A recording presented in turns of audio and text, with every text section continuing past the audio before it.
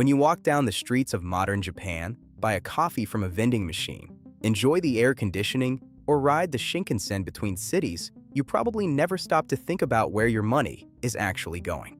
Take a look at this logo. You definitely know these three red diamonds. It is Mitsubishi. Today, names like Mitsubishi, Mitsui, and Sumitomo represent some of the most massive and modern multinational corporations on Earth. They provide our banking, our insurance, our home appliances, and even the cars we drive. It seems perfectly natural to view them simply as the vital cogs driving modern civilization. But if you rewind the clock 80 years, you uncover a chilling reality. In 1941, that exact same red Mitsubishi logo was not printed on an air conditioner. It was painted on the wings of the A-6M0 fighter planes that bombed Pearl Harbor. The corporate giants we take for granted today were not ordinary businesses. They were the beating heart that powered the Japanese Empire's march into the Second World War. Their factories ran day and night, churning out the weapons that tore Asia apart. When Japan was defeated and reduced to ashes in 1945, the Americans ordered that these blood-stained oligarchies be completely eradicated and torn out by the roots. But strangely enough, they did not die. Today, they are still alive, stronger than ever, and quietly controlling the absolute lifelines of the Japanese economy from the shadows. Why did these former engines of war manage to escape the judgment of history? How did they rise from the radioactive rubble to become the immortal gods that rule modern Japan? To unravel this mystery, we have to go back to where it all began. In Japan, these colossal commercial empires are known by an exclusive, fearsome name, the Zaibatsu. The Zaibatsu were not merely large companies. They were absolute, closed-off dictatorships run by single families. In the years leading up to the Second World War, the Big Four, Mitsui, Mitsubishi, Sumitomo, and Yasuda, were the shadow masters of the nation. Their tentacles reached into every conceivable corner of society, from the rice you ate and the money you kept in the bank, to the massive warships being secretly constructed in state shipyards. Everything was absolutely monopolized by these few bloodlines. But the rise of the Zaibatsu was not built on fair free market competition. It was built on blood and the relentless expansion of an empire. In the late 19th century, following the Meiji Restoration, Japan faced a massive existential crisis. To fend off Western imperial powers, the Japanese government realized it needed to industrialize at breakneck speed and forge an unrivaled modern military. It was in this crucible of survival that the government and these family enterprises forged a perfect, deeply bloody commercial pact. It was an incredibly efficient duet. The Japanese government and military would wage wars, using brute force to seize territory in Taiwan, the Korean Peninsula, and Manchuria, plundering their coal mines, iron ore, and cheap labor. The Zaibatsu, in turn, were responsible for taking those stolen resources and rapidly converting them into staggering commercial profits and increasingly lethal weapons, which they then sold right back to the military. From the First Sino-Japanese War to the Russo-Japanese War, every time Japan placed a psychotic gamble on the international stage, the biggest financial backers and the ultimate winners were always the Zaibatsu. To the patriarchs of these empires, war was never a human tragedy. It was simply a highly exclusive, incredibly lucrative business model. For every kilometer the imperial army advanced on the map, the commercial territories and private wealth of the Zaibatsu multiplied exponentially. By the 1930s, when Japanese militarism completely slipped its leash and plunged into total war, the fate of the Zaibatsu had become inextricably welded to the mad machinery of the state. As long as the empire expanded, the Zaibatsu would endlessly feast and grow. That is, until the summer of 1945.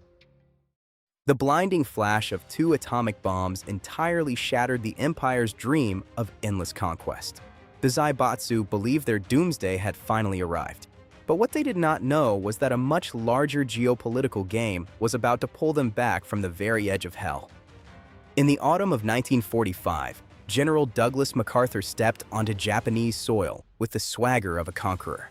For the Americans, the mission was crystal clear. Alongside prosecuting war criminals, their top priority was the absolute dismemberment of the Zaibatsu, the financial arteries that pumped blood into the Japanese empire. During the early days of the occupation, the supreme commander for the Allied powers issued draconian orders for Zaibatsu dissolution. Dozens of massive family holding companies, including Mitsui, Mitsubishi, and Sumitomo, were forcibly liquidated. The ruling families were purged from corporate management, and their vast stockpiles of shares were confiscated and thrown onto the public market. The Americans naively believed that by severing these bloodlines, Japan would never again be capable of waging war, and a true free market democracy would rise from the ashes. For those once untouchable Zaibatsu dynasties, it looked like the definitive end of their reign. The reckoning of justice had seemingly arrived. But the twists of history are often more absurd than fiction. Just as the Americans prepared to bury these wartime oligarchs for good, the winds of global geopolitics violently shifted. By 1947, the Iron Curtain had descended across Europe, and the situation in Asia filled Washington with sheer panic. The forces of communism were spreading rapidly across the continent, and the Soviet threat loomed large. The American government suddenly realized that a crippled, economically devastated Japan would serve as the perfect breeding ground for communist infiltration. What followed was a monumental historical compromise known as the reverse course. To forge Japan into an unsinkable aircraft carrier against the Soviets in the Far East, the United States backed down. The policymakers in Washington decided that a revitalized, capitalist Japan with a roaring industrial base was far more valuable to American strategic interests than punishing past war crimes. The grand plans to dismantle the Zaibatsu were quietly shelved and then entirely reversed. Purged right-wing politicians and suspected war criminals were released back into the corridors of power. And the corporate behemoths that were supposed to be broken apart were given America's tacit blessing to regroup. Justice, in the end, bowed to the brutal realities of the Cold War. However, the reborn Zaibatsu were acutely aware that the era had changed. They could no longer rule in the open as blatant family dictatorships. They needed a new method of control, something smarter, far more invisible, and infinitely harder to break.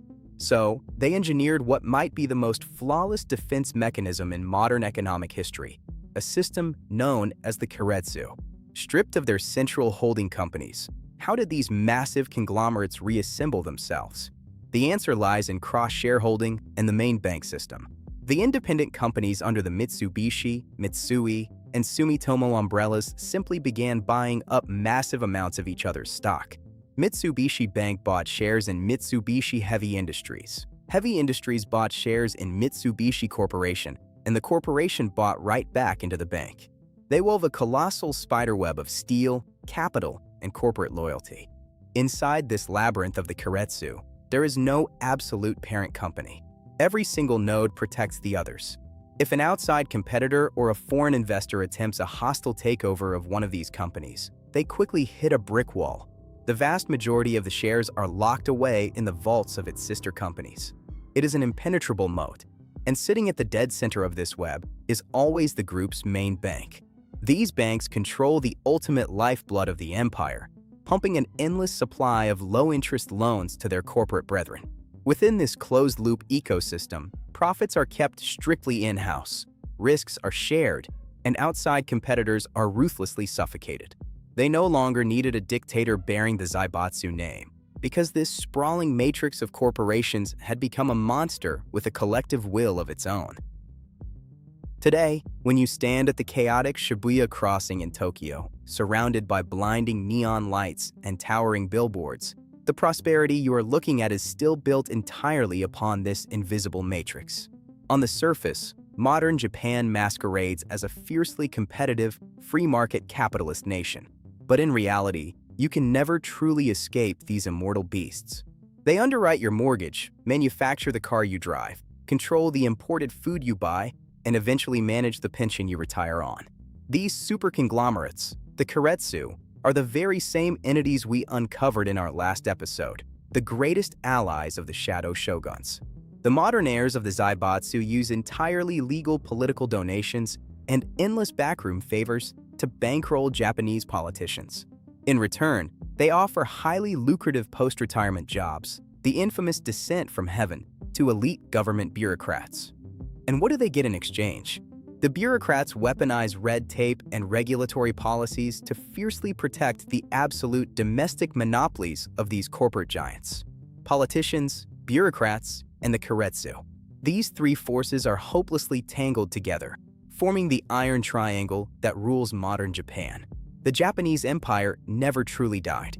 It simply stripped off its military uniform, slipped into an expensive tailored suit, and relocated its battlefield from the bloody shores of the Pacific to the global boardroom. When the smoke of history finally cleared, the massive capital that once bankrolled a war of aggression remained buried deep within the nation's core, silently and invisibly dictating everything. This is the darkest secret of the Japanese economy, and the underlying logic of why this country can never truly change. In this slowly vanishing country, the real masters will forever remain hidden securely behind the curtain.